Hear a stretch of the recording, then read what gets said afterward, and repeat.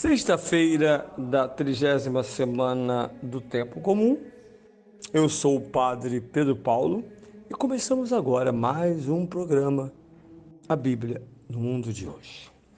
Bem, nessas sextas-feiras, não me canso de dizer, de encenar e acenar ao mesmo tempo, que não estamos tratando da liturgia diária. A sexta-feira, após o engajamento semanal nas leituras do domingo do 30º do Tempo Comum, nós agora nos engajamos nas leituras da 31ª semana do Tempo Comum, que no Brasil ocorre ser a mesma da sexta-feira, quando celebramos Todos os Santos.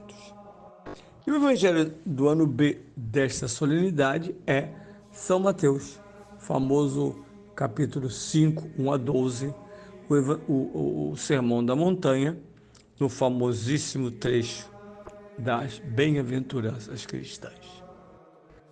Naquele tempo, ao ver as multidões, Jesus subiu ao monte e sentou-se. Rodearam-no os discípulos. Ele começou a ensiná-los, dizendo: Bem-aventurados os pobres em espírito, porque deles é o reino dos céus. Bem-aventurados os humildes, porque possuirão a terra. Bem-aventurados os que choram, porque serão consolados. Bem-aventurados os que têm fome e sede de justiça, porque serão saciados. Bem-aventurados os misericordiosos, porque alcançarão misericórdia. Bem-aventurados os puros de coração, porque verão a Deus. Bem-aventurados os que se promovem a paz, porque serão chamados filhos de Deus. Bem-aventurados os que sofrem perseguição por amor da justiça, porque deles é o reino dos céus. Bem-aventurados sereis, quando por minha causa vos insultarem e vos perseguirem, e mentindo disserem todo o mal contra vós. Alegrai-vos e exultai, porque é grande nos céus a vossa recompensa. Ouvimos e ouviremos infinitamente alguns seletos textos dos evangelhos, algumas manifestações dos evangelhos.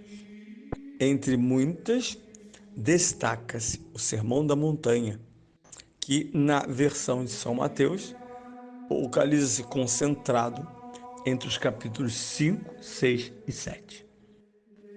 E ele começa exatamente nesta unidade, porque da montanha, porque diz o texto, Jesus subiu ao monte para ensinar, e junto deles uma multidão de discípulos.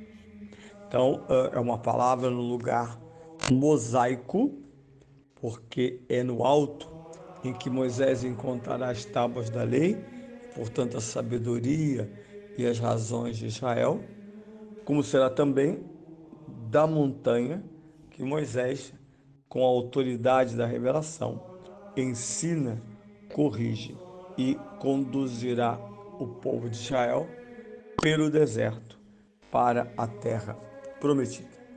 Por isso é importantíssimo, porque São Mateus está dizendo aos cristãos, sobretudo de origem judaica, que chegou, o que dirá de modo sintético, para além da lei, graça e verdade.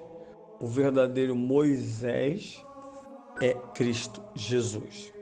E a multidão que o segue deserto adentro por 40 anos, na verdade, é uma multidão escatológica que começa entre a Galileia e a Judéia e vai concluir-se no plano definitivo da salvação.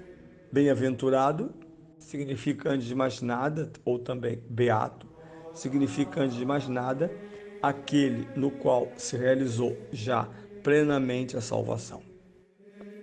A visão beata de Deus. Beata em si significa feliz, mas não se trata de mera felicidade, se trata do alcance máximo que a história da salvação nos apresenta.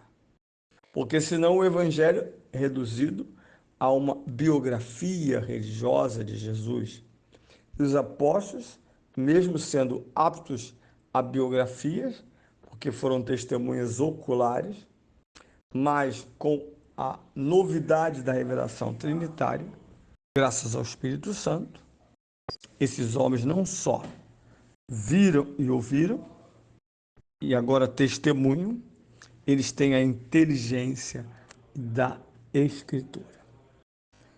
E podem apresentar essa Escritura exatamente conforme a vida, mas também o mistério de Cristo. Bem, dito isso, ele começa a apresentar o futuro daqueles que vivem hoje na contrariedade da vida dos padecentes. Não são os padecentes que estão no purgatório, são aqueles que na terra batalham, né? Uma igreja que é itinerante, militante, mas milita com as armas da cruz. A igreja jamais vai vencer o mundo com as armas do mundo, porque as frágeis, mesmo que truculentas armas do mundo, são dadas por Satanás, pelo ódio, pela mentira, por tudo aquilo que de uma forma ou de outra condena o futuro. Mesmo que vinganças, manobras, armas, dinheiro, mentiras vençam nas urnas, na mentalidade, na desinformação, no ódio, tudo isso não é de forma nenhuma definitivo, porque os que lacrimejam rirão, gozarão, se alegrarão. E não se trata de um simples futuro que para os homens de ciência do século XIX poder-se-ia chamar simplesmente de ilusão, de ópio, de utopia, transformar os homens em escravos de um futuro idealizado, desejado, mas não possível. Não há nada de ilusão na promessa de Deus. Não há nada de ilusório no cumprimento da vontade de Deus. E muito menos para aqueles que tomam essa vontade de fato a sério e a realizam na própria vida. Portanto, posso dizer sem medo que as bem-aventuranças são facetas ou imagens do próprio Cristo. Ele é o primeiro bem-aventurado. Nele, a vontade e as coisas do Pai, passando pela amargura deste mundo, ganharam imensa dimensão. Para não recordar que esse termo é apresentado no plural e podemos imaginá-lo como uma condição coletiva e pessoal. E aqui entram dois personagens, um pessoal e outro coletivo.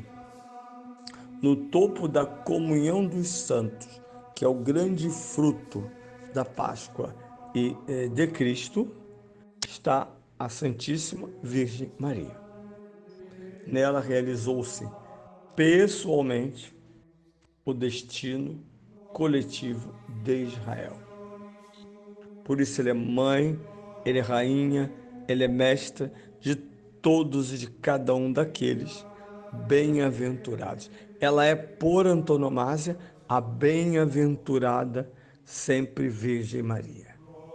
Mesmo que haja tanto carinho e reconhecimento com o simples nome de Maria, os católicos não usam somente a expressão Maria, mas quando falam em Maria, o nome da Virgem, esposada por São José lá na Galileia, os cristãos complementam com orgulho a afirmação que Santa Maria é a bem-aventurada Santa Mãe de Deus e nossa. Dizemos isso com tanto orgulho e certeza. E por fim, um sujeito global, todos os batizados, todos aqueles que foram com Cristo tornados possuidores da vida futura e da salvação.